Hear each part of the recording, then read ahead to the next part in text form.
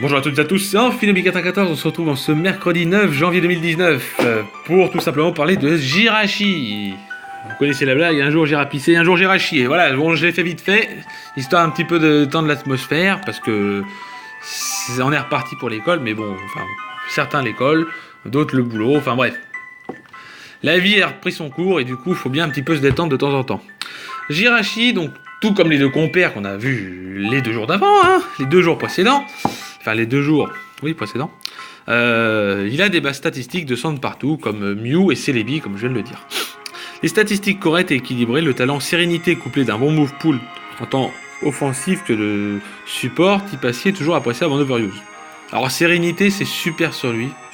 Moi je sais hein, qu'il y a beaucoup de gens qui, dès qu'on voit dans les combats en random battle, dans Shodown, beaucoup, en fin d'année, là j'ai fait quelques petits matchs, les gens rageaient parce que sérénité lui permet tout simplement d'augmenter, alors attendez je vais vous dire, double la réussite des effets secondaires des attaques lancées. Donc ce qui fait que sur une attaque comme tête de fer, vous êtes quasiment sûr de le flinch. Voilà, c'est un peu le problème de ce Pokémon. Pas forcément rapide, pas forcément fort en attaque par rapport au standard du tir faible, à beaucoup de types courants comme le sol, le feu ou le ténèbre qui sont ses faiblesses avec le type acier. Parce que il est acier psy ce Pokémon si vous savez pas. Moi je vous le dis, il est acier psy. Alors acier psy, est-ce que c'est bien? Bah c'est le même type qu'Aeodong. Mais avec 100 de bases statistiques partout, bah c'est pas ouf. C'est pas ouf, hein, ils le disent. Alors il est joué reste, avec son talent sérénité. Il est joué prudent avec plus défense P, moins attaque P. Hein, de toute façon, c'est le seul moyen de vraiment faire de dégâts. Là, il est joué physique. Il est joué vœu avec abri, parce que vous allez faire wish. Parce que wish, c'est le nom anglais. Vous allez faire votre vœu. Le mec va vous frapper, vous allez vous abriter. Derrière, il vous a récupéré des PV. Vous allez faire tête de fer, qui sera le meilleur stab de Jirachi. Désolé, il n'y a pas d'autre. Enfin, il y a d'autres stabs. Mais le stab qui fait vraiment des gros dégâts, c'est ça. Après, il y a son attaque Carnariquette, là, qui est pas ouf. Enfin, qui est pas ouf. Qui est un peu spécial, mais j'en parlerai en fin de vidéo, parce que Carnariquette, pour moi, c'est pas la stratégie.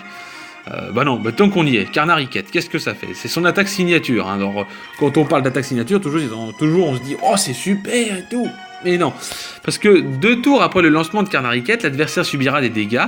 Les statistiques d'attaque spéciale et de l'utilisateur et de la défense spéciale de la cible au moment du tour.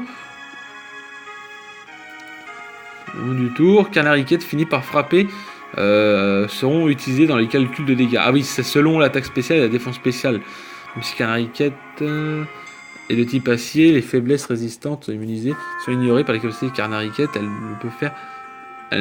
ne peut pas non plus faire coup critique et ne peut pas être affectée par l'orbe vie.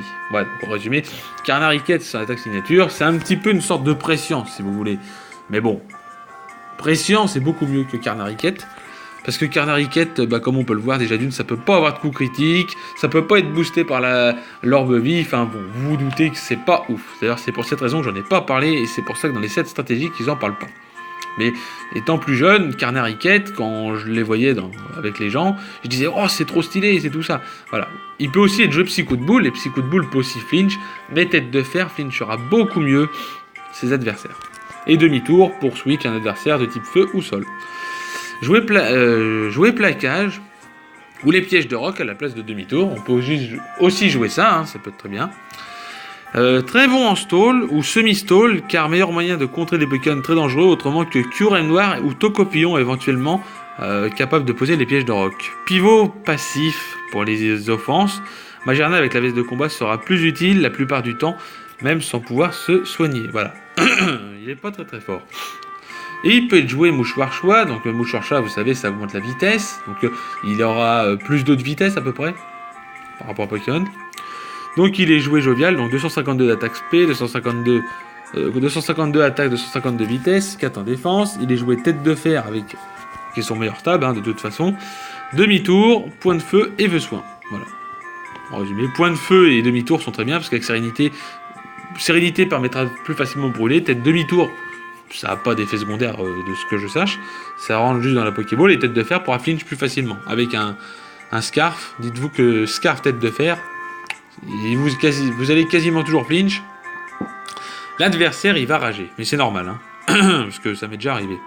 Tu peux jouer tour magique à la place de vœux soin pour handicaper les walls adverses en passant le mouchoir choix, ce qui peut être utile. Imaginons l'adversaire en face, je sais pas, c'est un exemple. Hein. C'est un... Pardon, Démétéros. Vous voyez, il est Démétéros totémique, extrêmement puissant. Démétéros veut faire dans cela. Vous allez lui mettre le choice scarf, alors que lui, il va être joué soit focus sage, soit reste. Soit...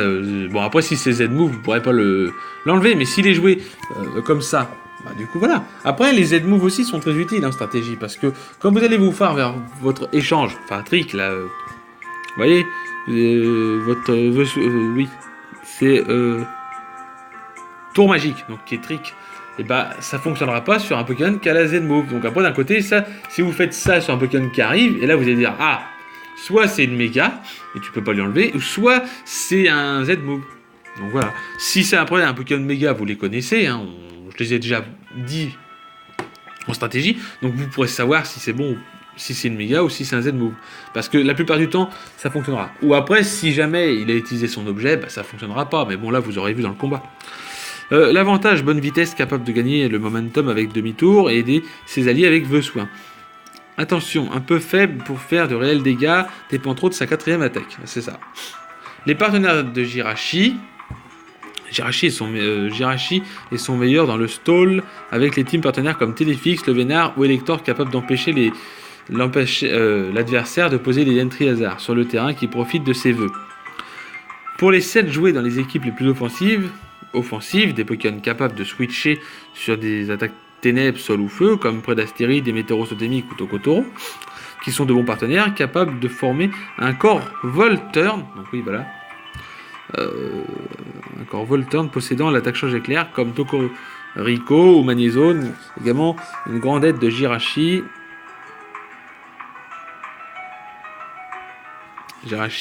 Le second étant capable de mettre KO certains Pokémon. Voilà, c'est tout pour Jirachi. Comme on a pu voir, c'est un Pokémon vœu qui fait des petits vœux, tout ça. Jirachi, est-ce qu'il sera bon en stratégie? Il est bon en stratégie grâce à son talent Sérénité, mais il n'y a pas que lui qui profite de Sérénité. On verra la semaine prochaine parce qu'il y a d'autres Pokémon fabuleux. Vous verrez, il y en a qui sont très très forts. Sérénité est un très très bon talent parce que doubler l'effet comme ça inverse, le fait du talent Sérénité et d'avoir des attaques comme Tête de Fer ou Point de Feu, et que Sérénité double les chances des effets adverses, des effets cumulés, c'est beaucoup mieux. Vous allez vous faire un Point de Feu, vous avez, avec Sérénité, vous avez 8 chances sur 10 de brûler, voire même 9, parce que quand on voit des trucs, ou de flinch, donc voilà. Voilà, c'est tout pour le Pokémon vœu. Si cette vidéo vous a plu, n'hésitez pas à lâcher un gros like. On se retrouve demain pour parler d'un autre Pokémon. Encore fabuleux. Je vous souhaite une bonne journée et je vous dis bye tout le monde.